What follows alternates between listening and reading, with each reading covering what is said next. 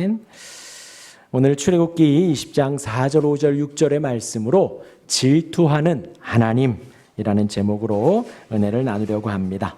온 세대 예배입니다. 우리 아이들과 어른들 함께 나와 예배하지요. 이 시간을 이제 올해에는 이 10계명을 좀 나누려고 합니다. 그래서 지난 시간에는 하나님 한 분만을 섬기라고 했어요.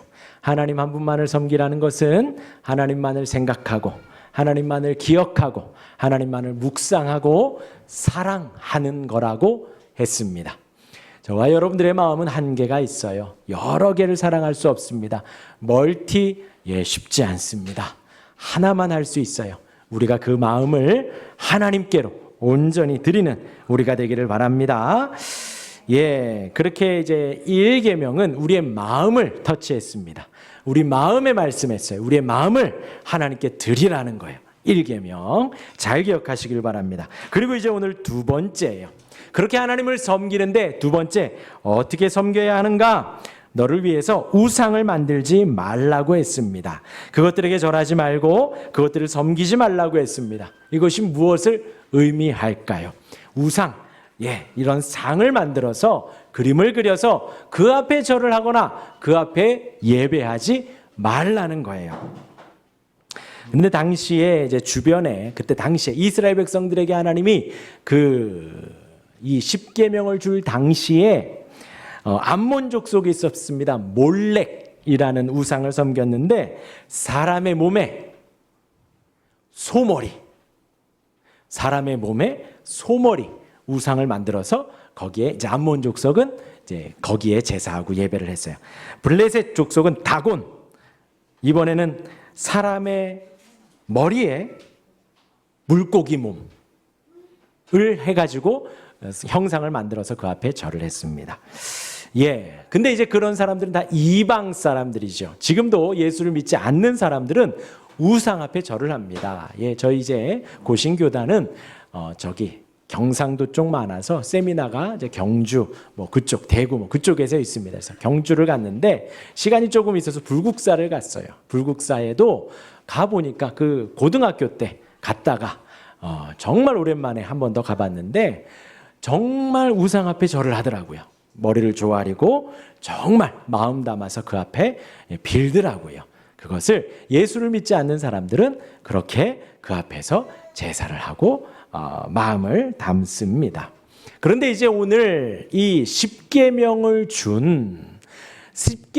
들은 이들은 누구예요? 이스라엘 백성들. 출애굽해서 하나님을 섬기겠다고 한 그 이스라엘 백성들에게도 지금 이 말씀을 하시는 거예요. 너희가 하나님을 섬기는데 우상을 섬기지 말라는 거예요. 곧 지금 이 자리에 있는 우리들 예수를 믿겠다고 예수를 믿고 싶고 예수를 믿으라는 권면하에 나온 분들 이 자리에 와 있습니다. 그리고 지금 우리가 하나님 한 분만을 마음 다해 섬기는데 우리에게도 동일하게 권면을 주고 계시다는 거죠.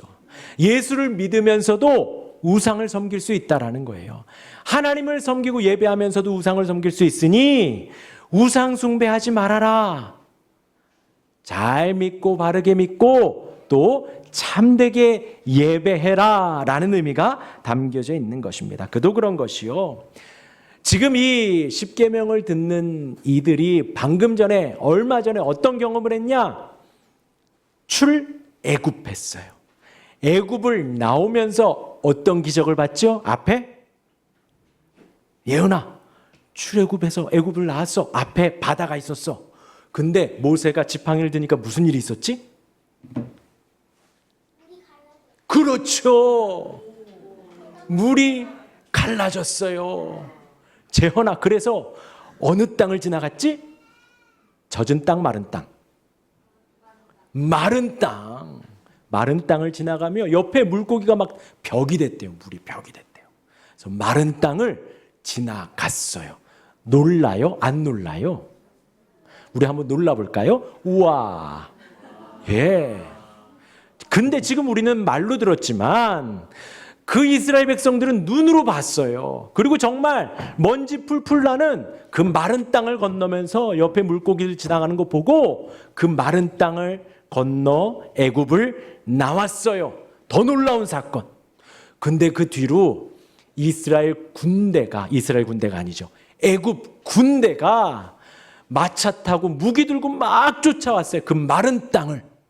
그런데 이스라엘 백성들이 딱 나오자마자 그 물벽이 확 무너져서 그 애굽 군대는 다 물에 빠져 죽었대요. 그것을 이스라엘 백성들이 봤어요. 그런데 그들에게도, 하나님의 놀라운 기적을 본 그들에게도 하나님이 지금 뭐라고 하냐? 하나님을 사랑하고 하나님을 섬기는데 우상을 섬기지 말라는 거예요. 하나님을 섬기는데 우상을 섬길 수 있다는 거죠. 그 말은요, 우리가 교회를 다니고 예배를 하면서도 틀리게, 다르지 않게 신앙생활 할 수 있다는 겁니다. 그러지 말라고 두 번째로, 제일 중요한 걸 첫 번째 말하죠. 하나님께 온 마음을 다해서 하나님만을 사랑해라. 그리고 두 번째로 우상을 섬기지 말아라. 예수를 믿으면서도, 예배를 하면서도 우상을 섬기면서 잘못 믿지 말고 잘 믿어라 라는 메시지가 오늘 담겨져 있습니다.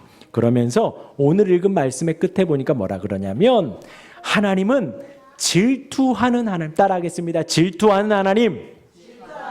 네, 질투는 누가 누구에게 할까요? 예, 김양수 집사님, 이순희 권사님 서로 질투하지 않아요. 절대 질투하지 않아요. 아니면 우리 구숙희 집사님, 별이 서로 질투하지 않아요. 절대로. 누가 질투하냐? 연인끼리 질투해요. 부부끼리 질투해요. 어느 때? 다른 사람 쳐다볼 때. 우와, 저 사람 몸이 정말 좋다. 그러면 질투하는 거예요. 우와, 저 여자 정말 이쁘다. 그러면 질투하는 거예요. 그렇죠. 그러다가 싸움이 나요. 왜요? 보기만 했는데 왜 싸워요? 그렇죠? 그냥 와, 이쁘다. 감탄사 하나만 했는데 왜 싸워요? 그게 바로 질투예요. 하나님이 지금 이 두 번째 계명을 몇 번째 계명? 두 번째 계명을 말씀하시면서 질투한다는 거예요. 그만큼 배우자가 한 명이지요. 연인이 한 명입니다. 마찬가지로 우리가 그 한 분 하나님만을 사랑하고, 마찬가지로 하나님도 나를 그렇게 연인 사랑하듯, 애인 사랑하듯, 또 아내와 남편 사랑하듯 사랑해 주신다는 거예요.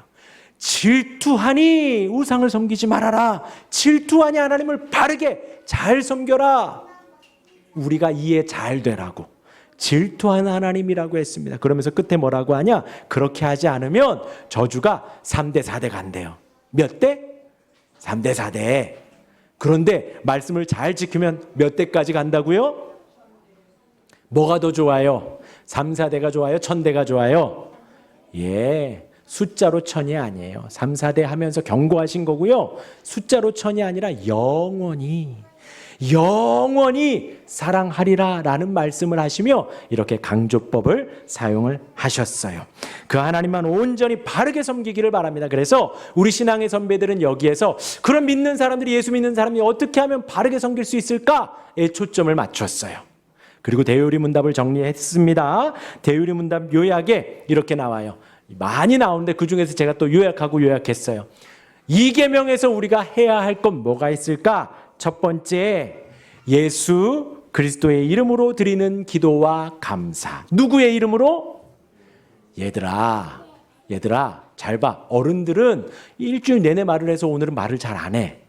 너희들이 말을 할 차례야. 너희들이 좀 크게 읽어줘야 된단다. 우리 예수 그리스도 시작. 기도와 감사. 그렇죠. 우리가 예수를 믿고 이렇게 예배합니다. 그러면서 우리가 기도하고 감사를 해야 되는데 누구의 이름으로요? 예수님의 이름으로. 왜냐하면 이단들 보고 사이비 보면 그렇지 않은 데가 많아요. 저기 고개 너머에 가면 하나님의 교회라는 데가 있어. 거기도 하나님 어머니가 있다고 말을 해요. 또 저쪽에 보면 신천지라는 데도 있어요. 거기도 이만희가 보혜사라고 주장하는 데예요. 그런 데는 예수님의 이름을 말하긴 하지만 진정 마음에는 그 하늘 어머니 혹은 이만희의 이름을 대면서 감사하고 기도를 해요. 보혜사라고 하니까. 그리고 또 저기 천주교회는 신부에게 고해 성사를 해야 된대요. 근데 그게 1년에 주기적으로 몇 번을 해줘야 된다 그러더라고요. 그거를 기록을 하고 이렇게 우리가 신방하면 제가 기록을 하듯이 그렇게 고해 성사를 꼭 해야 된대요.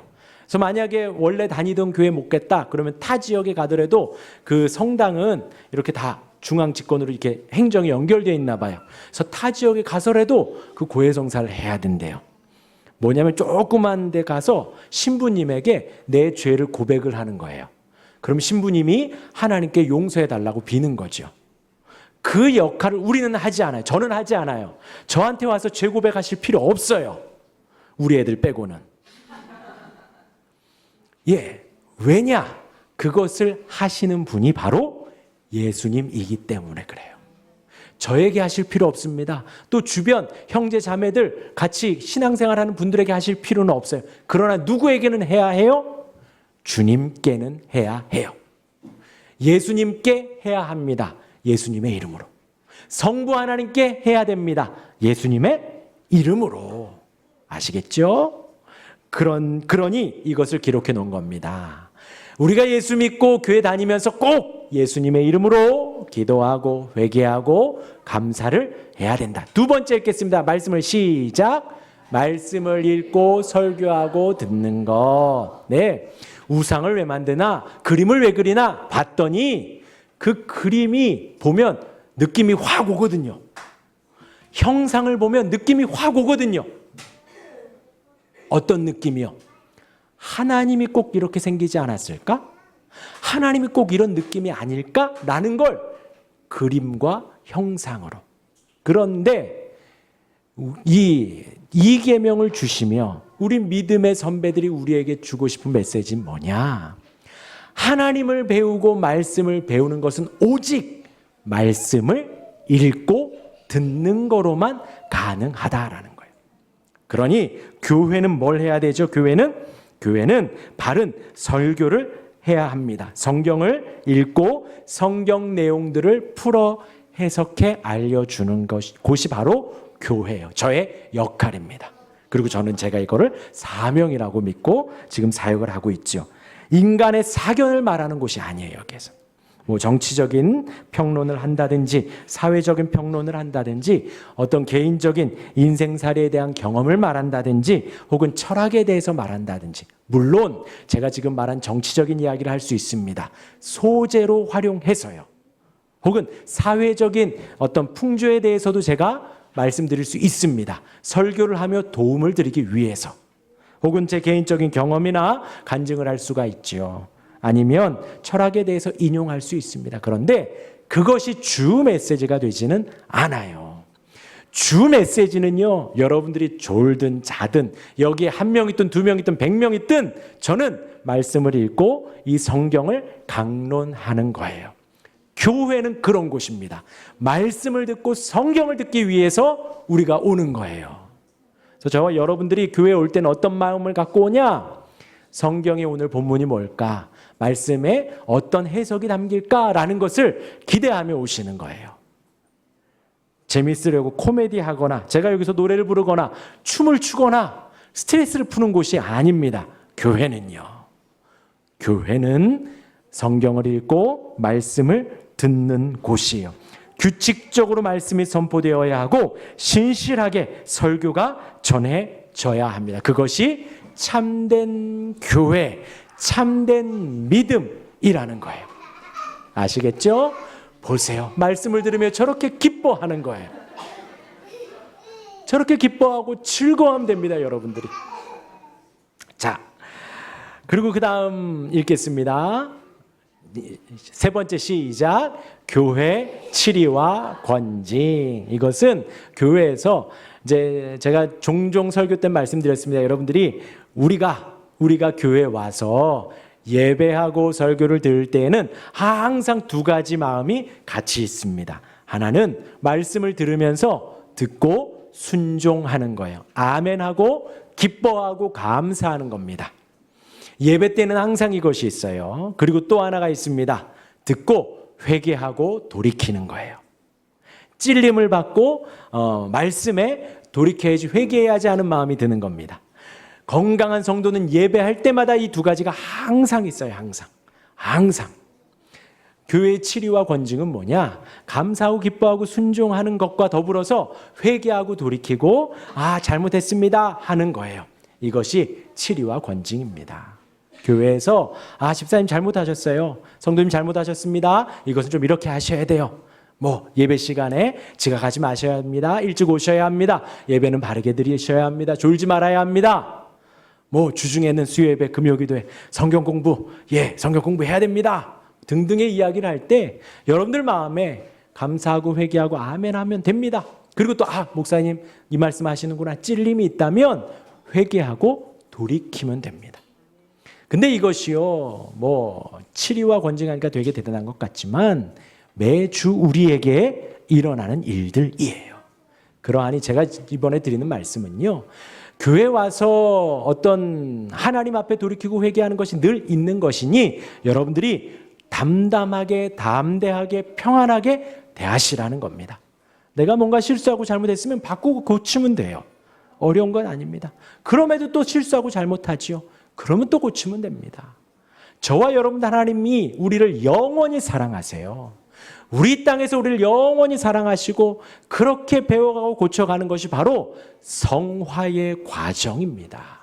그것은 어느 한 시점에 되지 않으면 하루아침에 되지 않습니다. 우리의 평생에 일구어야 할 신앙의 여정이에요. 그 앞에서 건강한 치리와 권징이 있습니다. 그것이 이 계명에서 말하는 바이고요. 마치 또 그 다음으로 교회를 섬기는 직분을 세우고 유지하는 것. 아직 우리 교회는 직분을 세우지 않았어요. 그런데 앞으로 이제 세워갈 겁니다. 안수 집사님도 세울 거고 장로님도 세울 거고 또 권사님도 세워갈 거예요. 그것을 우리가 같이 세워가는 것입니다. 그것을 이제 함께 그 2계명에 포함이 되어 있다라는 거예요. 저것이 우리 총회에서 노회에서 정해진 교회의 규칙과 규례대로 저렇게 되어져 있습니다. 그리고 저와 여러분들 모두가 포함해서 거기에 들어가려고 노력을 하는 거예요. 그럴 때에 그러지 않으려고 하는 마음이 생깁니다. 왜 나에게 그러하지? 왜 나에게 그러하지? 오늘 2계명을 읽으면서 중요한 건 뭐냐면요. 2계명의 시작이 뭐냐? 4절에 너를 위하여 새긴 우상이라는 거예요. 우리가 우상을 막 만들지만 그 모든 것들 지금 읽은 해야 되는 일들에 대해서 잘못되는 것의 시작이 뭐냐? 나를 위한 신앙생활을 할 때 우리의 신앙은 삐뚤어져 갑니다. 우리의 신앙은 틀려져 가요. 방향이 틀어져 버려요. 누구를 위할 때? 나를 위할 때. 그럼 우린 누굴 위해서 사는데요? 하나님의 영광을 위해서 살아가요. 하나님의 나라를 위해서 살아가는 겁니다. 하나님을 기뻐하기 위해서 살아가는 것이 나를 위해서 내 기분이 내 마음이 좋아지기 위해서 하는 것이 아니에요. 나에게 맞추는 것이 아니라 내가 맞추어 가는 것이 신앙생활입니다. 저것들에게 우리가 맞추어 가는 거예요. 이어서 2계명에서 하지 말아야 할 것들을 한번 정리해 봤습니다. 몇 가지 정리해 봤어요. 첫 번째는요. 우리 같이 읽어볼까요? 우리 마음 시작. 우리 마음 내적으로 외적으로 삼위 하나님 모두 혹은 삼위 중에 한 분 혹은 어떤 피조물의 형상이나 모양을 따라 만드는 것. 하나님에 대한 형상을 만들지 말라는 겁니다. 만들지 말라는 거예요. 그리고 세상의 어떤 피조물도 만들지 말라는 거예요. 이거 하지 말라는 겁니다. 이제 두 번째로 읽겠습니다. 시작. 형상 자체를 예배하거나 형상 안에서 혹은 형상을 통해 하나님을 예배하는 것. 어떤 그런 동상들, 그런 예술적인 것은 허용이 됩니다. 그림을 그리는 거. 우리 교회도 화가가 있어요.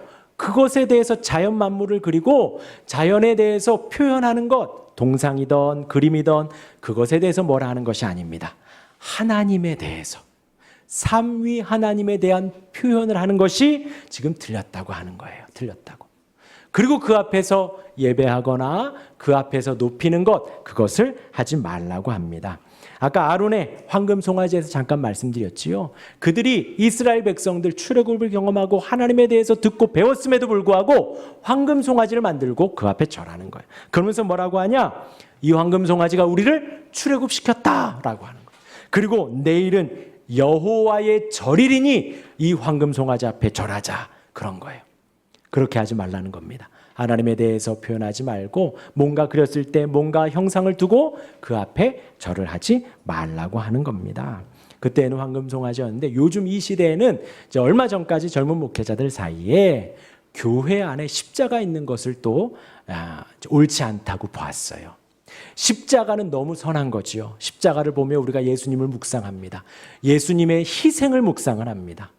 거기까지는 너무 좋은데 예배당 안에 십자가를 걸어 놓으니까 그 앞에 더 가까이 가서 기도하면 더 잘 들어주는 것 같고, 그 앞에 더 많이 바라보면 왠지 기도 응답이 더 잘 되는 것 같고, 그런 우상의 여지가 있으니 이제 얼마 전부터 젊은 목회자들 사이에 예배당 안에는 십자가 걸지 말자라고 했어요.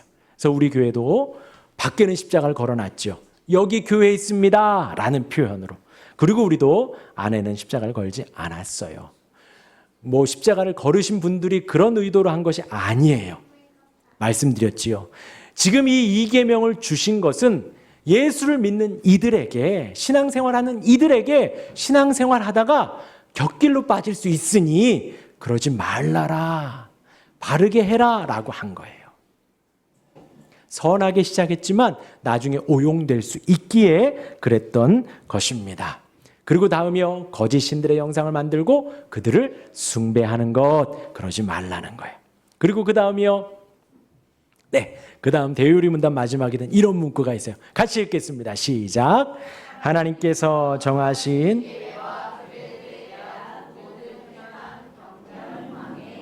를 하지 말라는 것입니다. 아까 말씀드렸어요.